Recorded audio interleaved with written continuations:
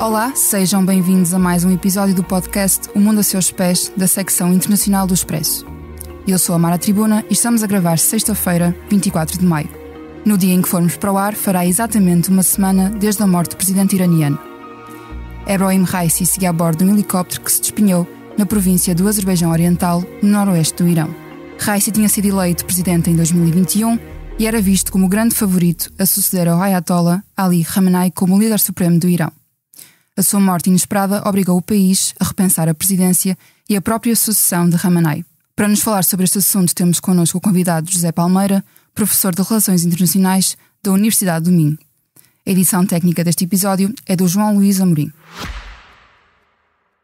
Este podcast Expresso é só um de muitos que pode ouvir no site do Expresso ou na sua plataforma preferida. Histórias inspiradoras, os debates que importam, entrevistas exclusivas. Da cultura à política, da economia ao humor. Ouça onde e quando quiser. Fica a par das últimas novidades em expresso.pt/podcasts e nas nossas redes sociais. Expresso. Liberdade para pensar.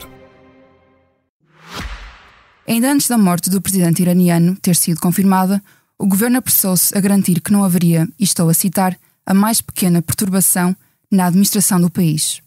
Professor, quão realista é esta afirmação? Eu diria que, em termos de análise geopolítica, de facto, o Irão não é propriamente de esperar alguma surpresa. E não é de esperar uma surpresa na medida em que o regime está bastante estabelecido, embora seja contestado por franjas significativas da população, por razões que têm a ver desde logo com a natureza do regime, com a falta de liberdade. Isso acontece sobretudo entre os mais jovens, mas também por razões de natureza económica, o que abrange uma população muito mais significativa. Por outro lado, o regime consegue controlar todo o sistema político. Portanto, o desaparecimento de uma figura como Raisi, ainda que seja alguém influente, ao ponto de ser apontado como eventual sucessor de Khamenei como líder supremo, o seu desaparecimento não significa que possa mudar muita coisa, na medida em que o regime consegue controlar todo o sistema político.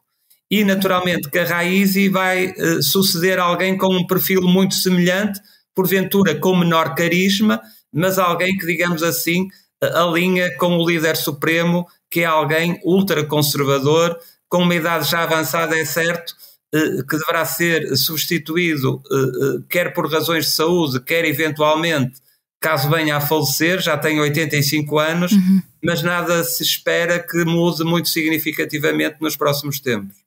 Pois, porque segundo a Constituição do Irão, é o vice-presidente Mohamed Morbar quem tem de assumir a presidência, logo após o consentimento do Ayatollah. É expectável que assim aconteça ou pode haver alguma surpresa?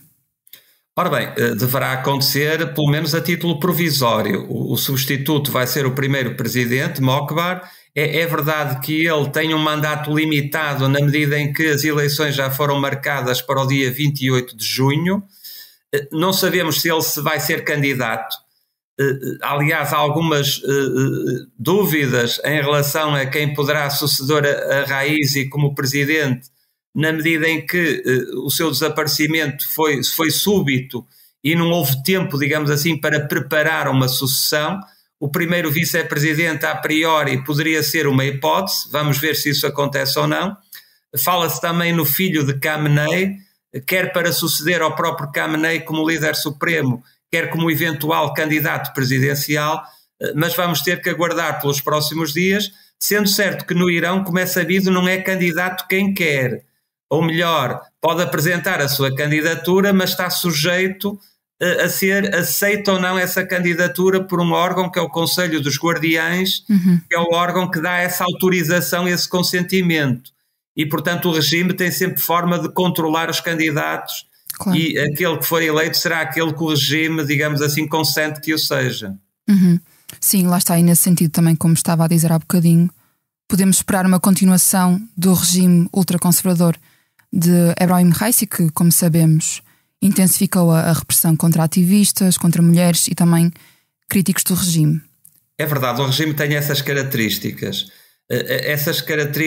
que advêm desde o tempo da Revolução Islâmica de 1979, primeiro com Ayatollah Khomeini, depois quando este faleceu através de Khamenei. O sistema político tem tido vários presidentes. É verdade que já houve presidentes com uma característica mais moderada, mais reformista, capaz de estabelecer pontos com o Ocidente, mas a linha dura acaba por prevalecer. E isso é o que acontece neste momento. Ainda por cima, como estamos numa fase de instabilidade na região, no Médio Oriente, essa linha dura ainda tem mais campo, digamos assim, para permanecer no poder, na medida em que evoca argumentos externos, designadamente ameaças externas, para conseguir internamente permanecer com a sua política repressora, designadamente em relação às mulheres, como já aconteceu recentemente a propósito de alguém que, por não usar o véu islâmico da forma que as autoridades entendem como correta, acabou por ser vítima dessas mesma repressão, não é?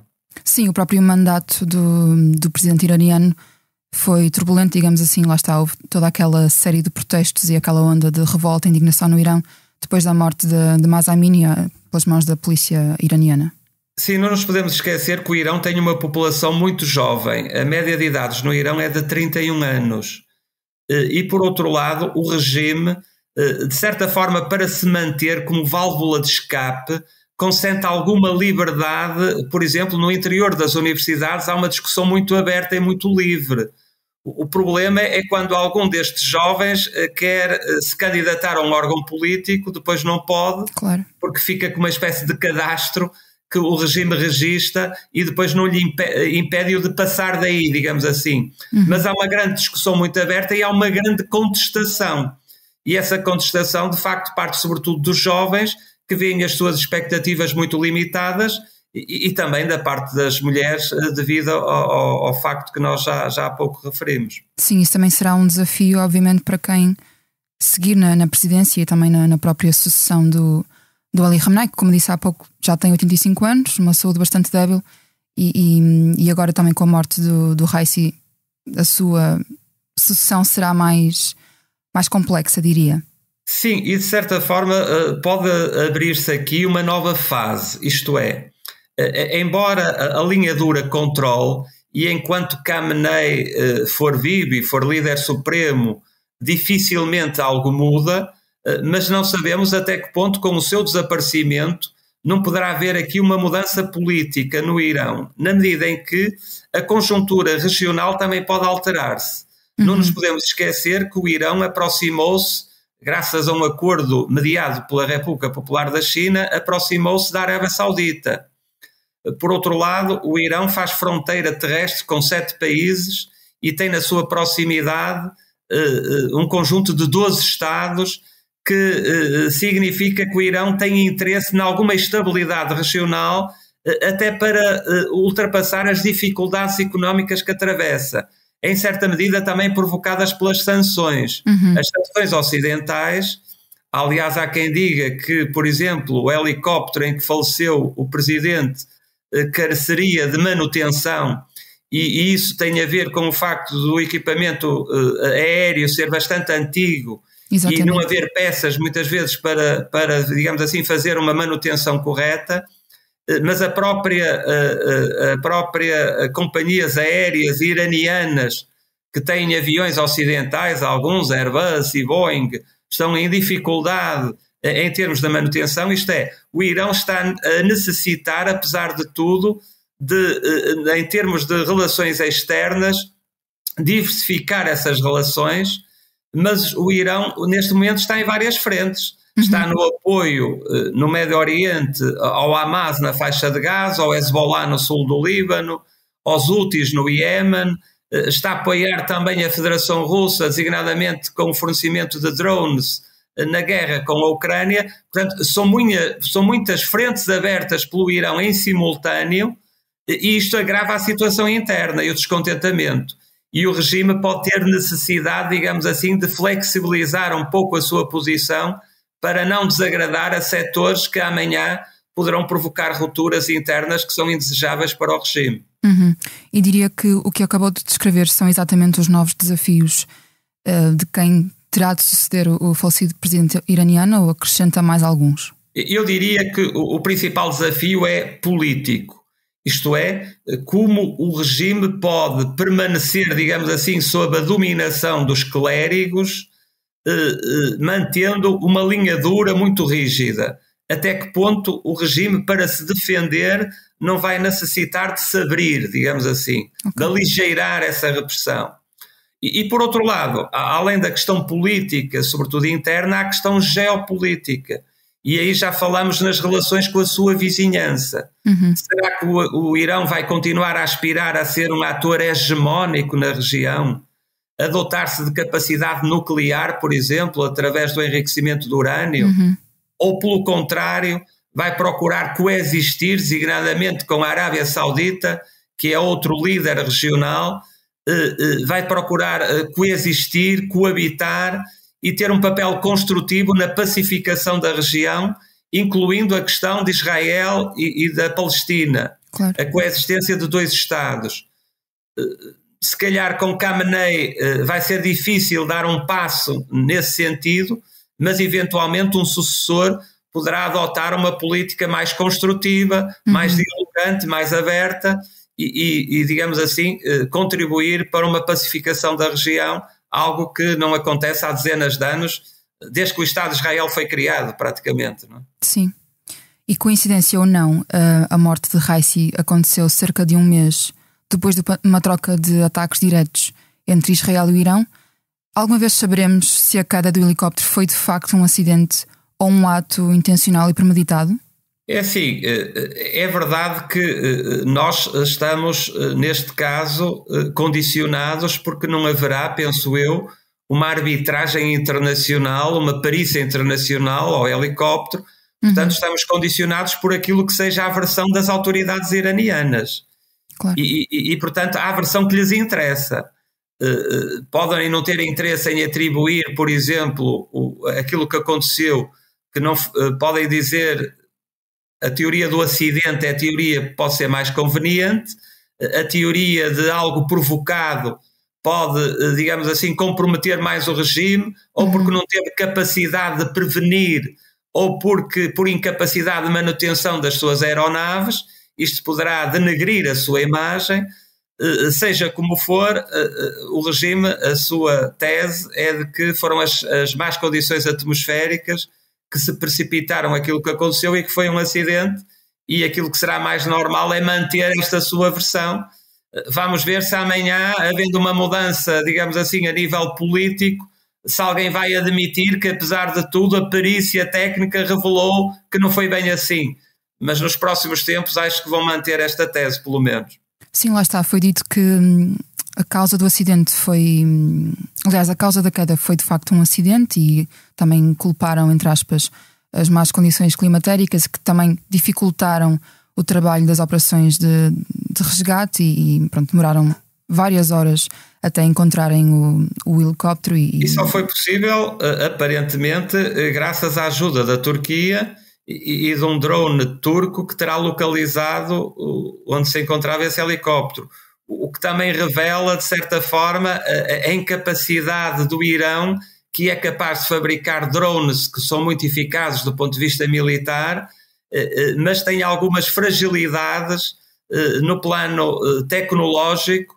Já falámos há pouco das aeronaves, fragilidades como essa que ficou evidenciada, o que significa que faz lembrar um pouco aquilo que aconteceu com a União Soviética, que tinha uma grande capacidade também, em teoria, no plano militar, mas tinha um conjunto de fragilidades que acabaram por levar ao fim do regime comunista na União Soviética. E às vezes os regimes como o Irão, regimes muito fechados, muito controlados, bastante militarizados, têm estas fragilidades que vêm ao de cima em momentos cruciais, como aconteceu com o caso do helicóptero. Claro. E para fecharmos, nos últimos meses, Raisi assumiu-se como um forte adversário de Israel, que é o inimigo declarado da República Islâmica, e apoiou o Hamas desde o início da guerra na faixa de Gaza, 7 de outubro de 2023. Daqui para a frente, as tensões com Israel podem piorar e a própria guerra em Gaza pode agravar-se? Nós não sabemos até que ponto o Irão tem interesse em levar este braço de ferro mais longe do que o que já levou. Como eu disse há pouco, o Irão está envolvido em várias frentes. Por outro lado, o Irão está a sofrer sanções que no plano económico estão a afetar bastante.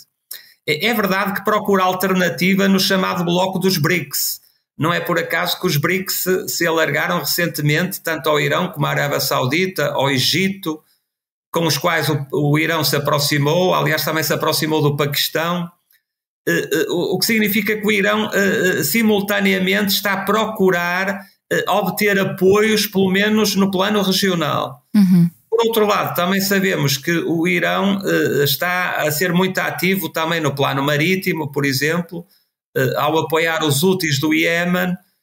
Recentemente também na zona marítima, o Irão até foi ao ponto de aprisionar uma embarcação com bandeira portuguesa, com pavilhão português.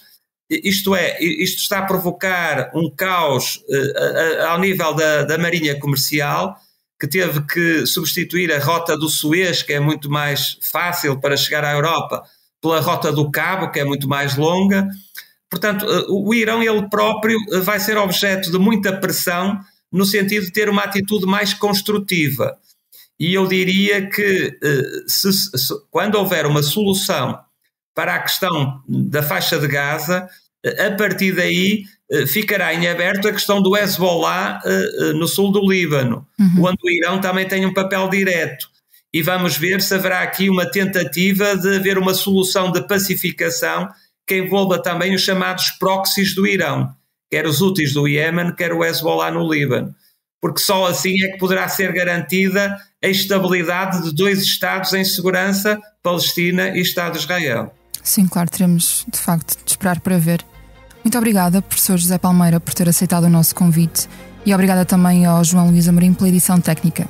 Na próxima segunda-feira haverá outro episódio do Mundo a Seus Pés, com outros protagonistas e outros assuntos. Até lá!